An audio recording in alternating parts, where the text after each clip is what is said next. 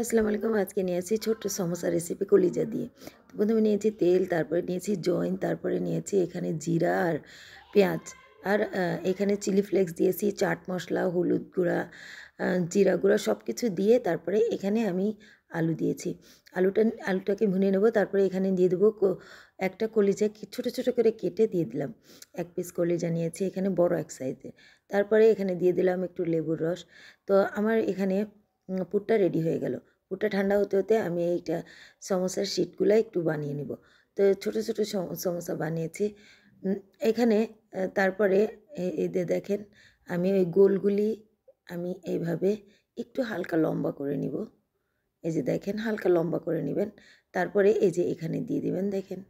তারপরে এই যে আমি যেভাবে ফোল্ড করেছি এভাবে ফোল্ড করে নেবেন।